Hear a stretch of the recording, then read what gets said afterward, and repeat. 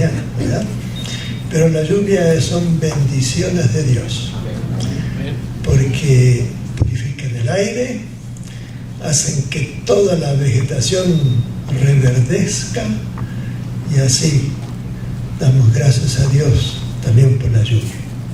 Quiero invitarles, hermanos, a que abramos nuestras Biblias en lo que Jesús nos dice aquí en el Evangelio de San Juan, el capítulo 16, versículo 33. San Juan 16, 33. Jesús se dirige a sus discípulos y también a nosotros y nos dice: estas cosas os he hablado para que en mí tengáis paz. En el mundo tendréis aflicción, pero confiad, yo he vencido al mundo. Mis hermanos, vivimos agobiados con problemas, ¿verdad? De todo tipo.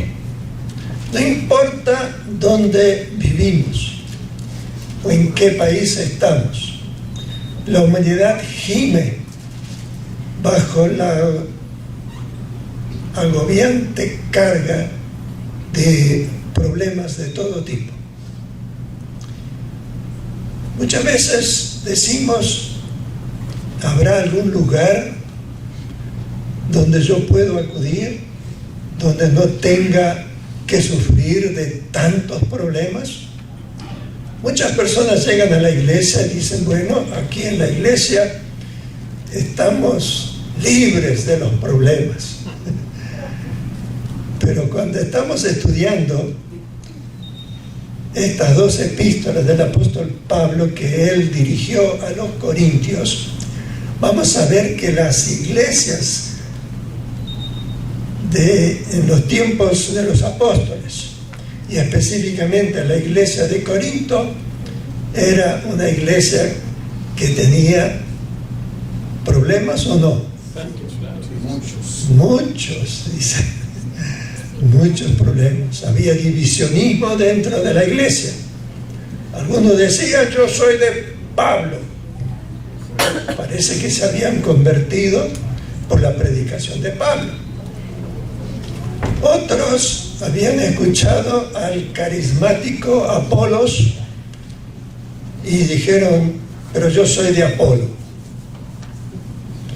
Y habían otros que conocieron al apóstol Pedro, Cefas, el otro de los nombres de Pedro. Yo soy de Cefas. O sea, había otro grupo, ojalá que haya sido la mayoría, que decían: no, nosotros somos de Cristo. Es bastante típico cuando hay campañas evangelísticas, ¿verdad? Me tocó a mí pastorear una iglesia donde recién se había formado una congregación de más de 100 miembros, y el evangelista, cuando se fue, me encargó a mí. Y qué trabajo que tuvimos para mantener a esa congregación después que el evangelista se fue, porque ellos tenían ese amor por el que había traído el evangelio a ellos, y ahora ya no estaba. Entonces es bastante típico esto que ocurre en muchos lugares, también en nuestros tiempos modernos. También en la iglesia de Corinto había uno por ahí que tenía problemas de tipo moral. Había inmoralidad de algún miembro. A veces creemos que la iglesia es una iglesia de perfectos. Aquí todo el mundo vive vidas perfectas, pero el entorno donde hemos salido y donde vivimos, ¿afecta o no afecta? Claro que afecta.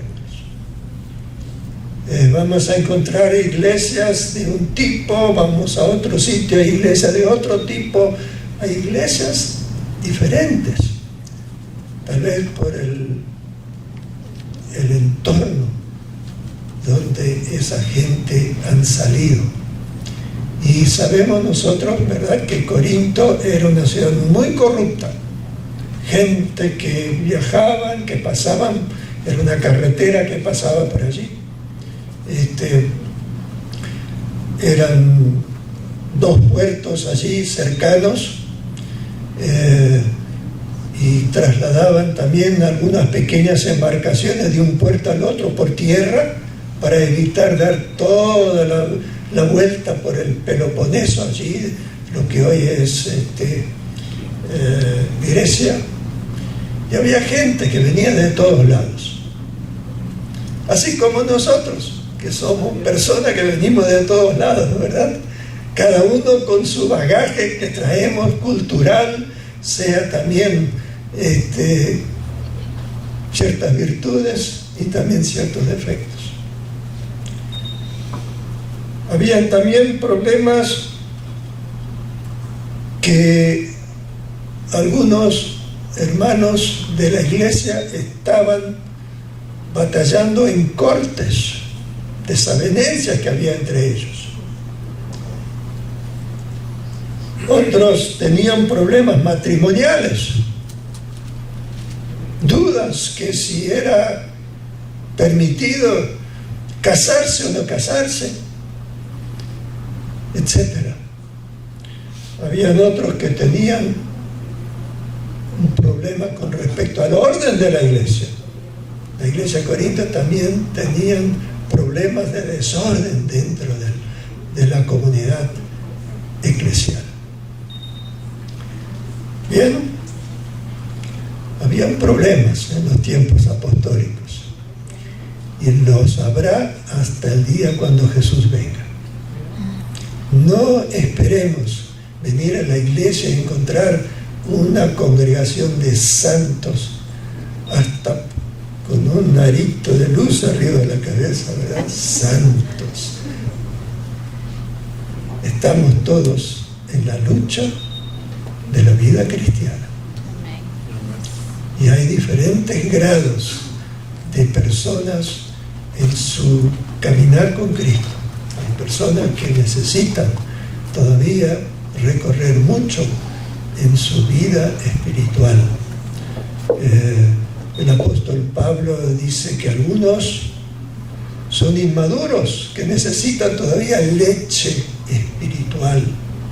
Otros ya están más maduros y están preparados para alimento sólido. A veces vienen personas, especialmente cuando vienen de nuestras instituciones educativas, que dan temas profundos. Y hay personas que dicen, no me gusta cómo predica, ni lo entiendo. Necesitamos crecer también en nuestra madurez, en nuestro conocimiento. Veamos algunas de las advertencias del apóstol Pablo. En Hechos capítulo 20, ya el apóstol Pablo estaba llegando a su final en su ministerio, y entonces él se estaba encaminando hacia Jerusalén, donde él sabía que no le iba a ir muy bien en Jerusalén, porque la gente le decía, vas a tener problemas en Jerusalén. Había mucha animosidad contra el apóstol, porque él estaba trayendo un mensaje que para muchos era chocante. Y entonces el apóstol, recorriendo las iglesias que él había estado fundando y otros de los líderes que estaban fundando iglesias en toda esa parte del mundo, lo que se conocía en aquel entonces como Asia Menor, lo que hoy es Turquía. Entonces convocó a los dirigentes de la iglesia de Éfeso, donde él había luchado tanto para establecer esta congregación en una ciudad grande como era Éfeso, muy pagana también, donde adoraban a Diana, la gran diosa de los efesios. Entonces él convocó a los ancianos para despedirse ya de ellos, diciéndoles: no me van a ver más. Era su despedida. Y él les advierte, les dice así en Hechos capítulo 20, versículos 29 y 30. Dice: porque yo sé que después de mi partida entrarán en medio de vosotros lobos rapaces, que no perdonarán el rebaño, y de vosotros mismos se levantarán hombres que hablen cosas perversas para arrastrar tras sí a los discípulos. Una clara advertencia. Iban a surgir lobos rapaces. ¿De dónde? De afuera, de dentro de la iglesia. Problemas en la iglesia. No pensemos que la iglesia está libre de problemas. También él se dirigió a los tesalonicenses. En su segunda epístola el apóstol les dice, en el capítulo 2 de segunda de Tesalonicenses, versículo 1, dice: pero con respecto a la venida de nuestro Señor Jesucristo y nuestra reunión con Él, os rogamos, hermanos, que no os dejéis mover fácilmente de vuestro modo de pensar, ni os conturbéis ni por espíritu, ni por palabra, ni por carta, como si fuera nuestra, en el sentido de que el día del Señor está cerca.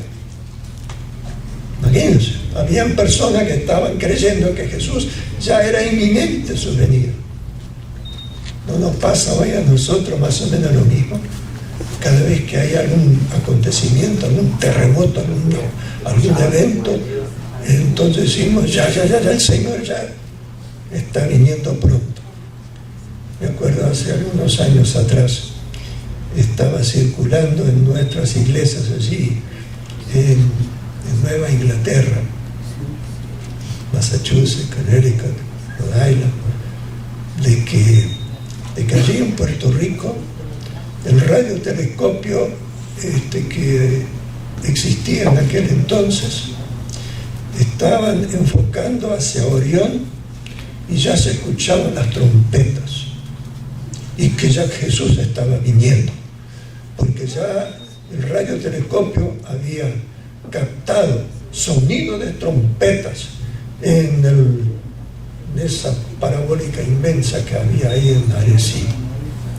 Nosotros pasamos por ahí y entonces allí nos dijeron: mire, el radiotelescopio de Arecibo está construido ahí sobre unos cerros, está quieto. La constelación del Orión nunca pasa dentro de la óptica o del captar la constelación del Orión. O sea que este es un cuento que alguien se inventó para traer excitación a las congregaciones adventistas. O sea que en los tiempos del apóstol Pablo, cuando él se dirigía a los tesalonicenses, ya les advierte y le dice: algunos creen que la venida de Jesús es inminente, pero Jesús no va a venir todavía hasta que se manifieste el hombre de pecado, el hijo de perdición. Y les dice específicamente que habría apostasía dentro de la iglesia cristiana. Y así mismo ocurrió, hermanos. Vino un período de apostasía. Toda la Edad Media se introdujeron un sinnúmero de doctrinas falsas dentro del cristianismo, que hasta el día de hoy esas doctrinas falsas perduran. O sea, problemas teológicos. Entonces ya Pablo, a punto ya de morir, porque el apóstol Pablo murió decapitado en Roma, no murió crucificado como Pedro, porque él era ciudadano romano y a los ciudadanos romanos no los crucificaban, a los otros sí. Entonces él escribe a Timoteo Y esto es lo último que sabemos del apóstol Pablo. Capítulo 4 de 2 de Timoteo dice: te encarezco delante de Dios y del Señor Jesucristo, que juzgará a los vivos y a los muertos en su manifestación y en su reino, que prediques la palabra, que instes a tiempo y fuera de tiempo, redarguye, reprende, exhorta con toda paciencia y doctrina, porque vendrá tiempo cuando no sufrirán la sana doctrina, sino que manteniendo comezón de oír, se amontonarán maestros conforme a sus propias concupiscencias y apartarán de la verdad del oído y se volverán a las fábulas. Exactamente así sucedió, hermanos. Estamos hoy también pasando por circunstancias difíciles. Cuando venimos a la iglesia, hermanos, tengamos conciencia de que no venimos a encontrar a perfectos, sino también personas que estamos luchando para lograr aquello en lo cual hemos creído, que es en Cristo Jesús. ¿Qué tenemos que hacer entonces? ¿Qué debemos hacer? Fijarnos unos a otros para ver quién me ayuda para ser así como esa persona. Mis hermanos, el mismo apóstol dice en Hebreos, el capítulo 12.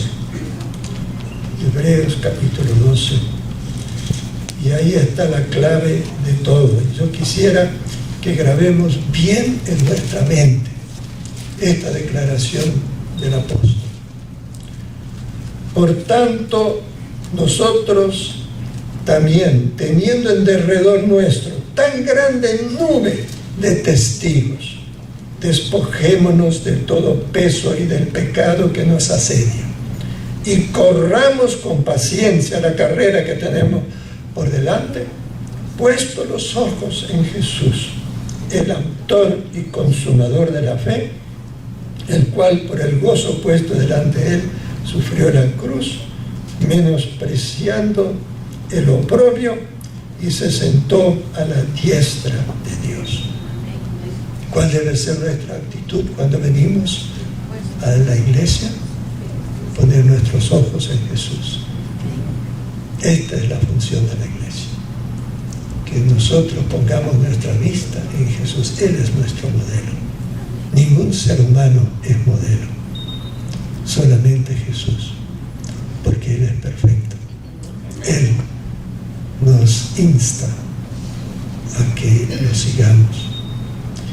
Dice, y esto ya fue citado hace un momento, en el librito Camino a Cristo, dice: conságrate a Dios todas las mañanas, haz de esto tu primer trabajo, sea tu oración: tómame, oh Señor, como enteramente tuyo, pongo todos mis planes a tus pies, úsame hoy en tu servicio, mora conmigo y sea toda mi obra hecha en ti. Este es un asunto diario, no es venir de vez en cuando un sábado y con esto ya estamos fuertes. Es todos los días. Cada mañana conságrate a Dios por ese día. No podemos nosotros consagrarnos por toda una semana. Es todos los días, como comemos todos los días, ¿verdad? Así también debemos tener una relación con Jesús todos los días. Somete todos tus planes a Él para ponerlos en práctica o abandonarlos según te lo indicare su providencia. Podrás así poner cada día tu vida en las manos de Dios, y ella será cada vez más semejante a Cristo. Amén.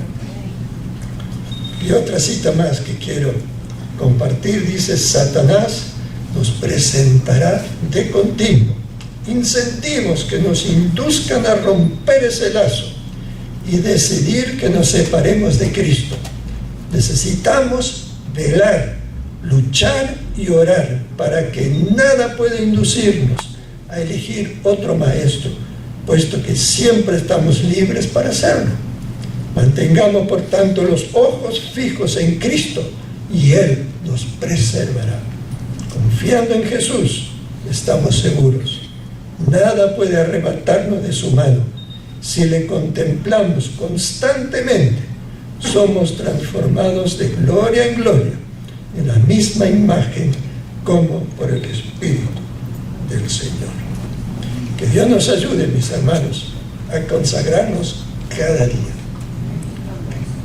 todos los días. Hagamos de esto un hábito.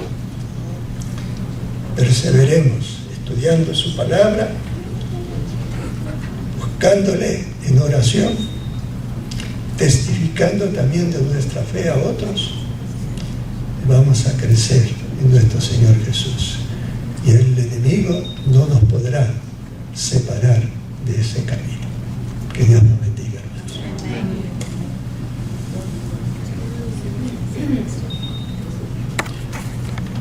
Vamos a orar, hermanos, antes de separarnos para la lección de la escuela sabática. Quiero que inclinemos el rostro. Querido Padre, gracias por tu palabra, Señor. Gracias por la lección de esta semana, que es una lección impactante.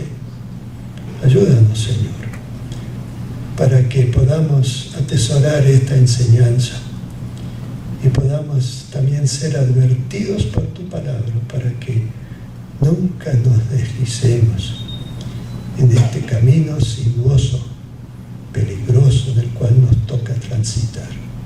Bendice a cada maestro en la exposición de tu palabra y a todos los que estaremos allí en la clase de la escuela sabática, que podamos recibir tu bendición. Te lo pedimos.